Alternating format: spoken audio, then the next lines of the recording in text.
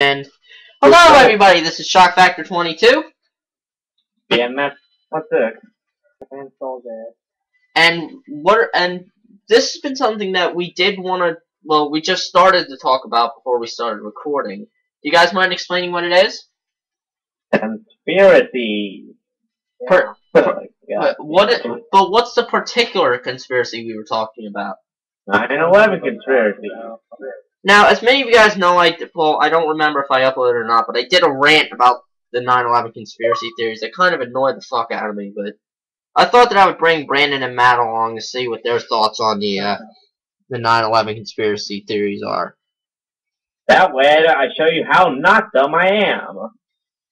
Alright, so of course the first conspiracy theory is about the Twin Towers and the World Trade Center 7 being of quote-unquote controlled demolition, as they say. So let's get Brandon's thought on this first, since he's normally the one who would speak first. What? What are your thoughts on the whole Twin Tower control and World Trade Center 7 controlled demolition theory? Well, for one, I have to admit that actually sounds somewhat legitimate. I mean, you have to admit, yeah, if you take out the support beams in the basement in the main floor, you should have an easier time knocking a friggin' building down. But again, when you think about it, and again, what was that logic you were telling me about, Matt? Oh, there wouldn't be a right place to hide the bomb.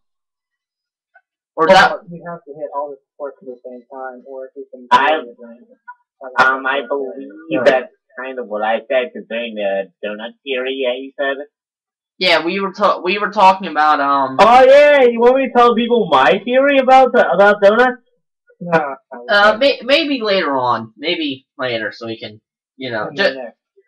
But basically, Matt, what about never future? Well, Matt, what about you? What do you think of the whole controlled demolition theory?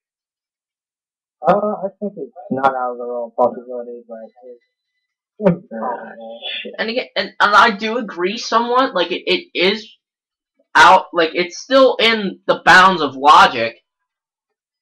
But when you think about it, the building was crowded that day. I can't remember if the Towers was crowded that day. I think it was. But basically, when you think about it, when you think about it, when you're planning explosions inside a government-financed building, somebody's got to see it. Like somebody's gonna be like, "Hey, what the fuck are you doing?" Well, if it's a government building, nobody will take notice of government people then.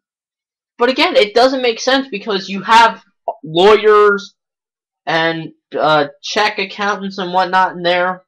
So, and again, like if you're put, like in order for it to make sense, you would have to put them in the most precise areas of where the planes hit, in order for it to be logical. That's what planning is for, Colton. That's what. So anyway, if they woke up 2 days before and planned all this, it's probably, if it was planned, it'd be something years in the. But again, what the fuck is the point of the planes? We know there were terrorists on the planes. We saw it on camera footage and whatnot. Distraction. We saw the planes hit the towers. We all saw it. Yeah, well, what the heck? And again, when you crashing without it actually hurting. And again, when you think about it, in order for Can I explain what I'm trying to say now? In order for your logic to make sense, there would be, if you're talking about explosives, when explosives explode, they leave a smoke trail, correct? Yeah. Why was there no smoke coming from the basement of the Twin Towers? When there was no smoke. Because people have actually saw, and there's been witnesses who said, there was no smoke coming from the garage, which would make sense if there was a. Different kinds of explosives. Those things like thermite, which doesn't move. I'm pretty sure But people thermite- won't be focusing but they- on the fucking floor. But I'm pretty sure they'll be focusing on the plane that just hit the roof. But when you think about it, thermite burns for. In order for thermite to burn through a building, it would have to take 5 to 6 hours, which was a lot longer than what it took for the towers to collapse. And even then, if the thermite was burning below in the garage, people would have smelled it. Fire crews would have been there before the fucking planes hit the tower, and would have put the thermite out. Who knows? Only people that know are the ones that survive and the ones that aren't here with us. Sadly. And then there's the whole the Pentagon cruise missile bullshit. Basically, I have Wikipedia up for you guys just so you can see. It basically says another prominent belief is that the Pentagon was hit by a missile launched by elements from inside the United States government. Which does not make sense, because our government would not do that to themselves. They wouldn't blow up their own fucking government building. It wouldn't make sense. And also, considering the physics that would be taken for it to make sense, it's not possible. If we were in the world of Tron, it would make sense, but we're not. We're in the modern world. Yeah, or a video game. Exactly, we're in a fucking modern world. We're not in a video game. It doesn't make sense. Yeah. Well, you were speaking on this earlier, why it was impossible. Yeah, because in order for it to work, the cruise missile would have to nail 3 light posts that are going horizontal. Let me ask a question. I know this has nothing to do with what we're talking about, but it is about a conspiracy movie, The Matrix. Now, The Matrix held millions upon millions of people, then why were there so little people in New York? It's only set up in New York. There's no way of leaving. Remember, the whole world was generated in a virtual reality. I'm sure there's different things. So, I think there might be like different servers. Maybe. Yeah, that's probably what it is that in the Matrix there's different servers, just like how there's in video games. Yeah, and MMO games, like, Crystal Saga or Rumble Fighter or something. Oh wait, I don't think Rumble Fighter actually has that. I doubt we're looking at a virtual reality, just to clarify. Well, if we did, I'd have that thing on the back of my head, and if I recall, I don't feel it. I don't feel cold metal on the back of my head. Yeah, that's because of that. Okay, first of all. Alright. Okay, can we just go back to the fucking Let's just go. Your brain makes it real. Or fake, or not there at all, in fact. Anyway, one of the motives the reason why would be for Afghanistan and Iraq, which, in my opinion, in order for this conspiracy theory to make sense, like, our government has never taken action unless we've been fired upon first, haven't we? No, we have. Civil War. So who shot first before the Revolutionary War, or the War for Independence, or whatever? Who shot first, the Americans or the British? First of all, think about how we started the Iraqi War. We suspected that they were stashing up a nuclear weapon. We attacked first. Because we thought that they were involved in 9/11. You know what? That's the reason that it's all started.